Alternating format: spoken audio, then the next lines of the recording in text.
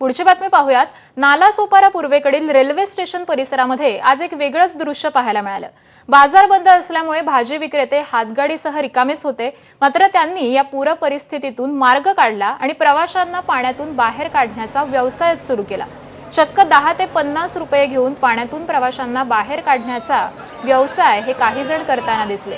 Railway station परिसरामध्ये असं दृश्य प्रथमच पाहायला मिळाल्यामुळे अनेक प्रवासी हे अचंबित झाले।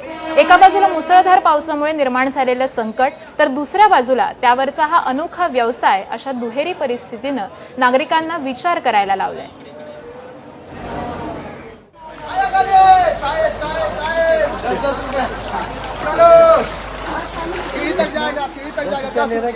वसई विरार क्षेत्रामध्ये दुपारपर्यंत जरी अजूनही रस्त्यावरील पाणी ओसरलेलं नाहीये। अनेक भागामध्ये रस्त्यावर पाणी जमा झालेलं आहे आणि या पाण्यातून सर्व परिवहनच्या सेवा झाल्या, बसेस आणि रिक्षाही बंद आहेत। मात्र नालासोपारामधलं एक तुम्हाला दृश्य असं दाखवतो की आपण जर ते बघितलं तर सध्या त्या हातगाडीवरनं जे आहेत हे प्रवासी आहेत, या पाण्यातून मार्ग काढताना जात आहेत, प्रवासी येत आहेत, त्यांना या पाण्यात जायला लागू नये म्हणून ते चक्क तो एक हातगाडीवाला आहे, त्याने आपल्या हातगाडीचा उपयोग करून 10 ते 50 रुपया प्रति माणसीप्रमाणे हा ती सेवा सुरू केलेली आहे।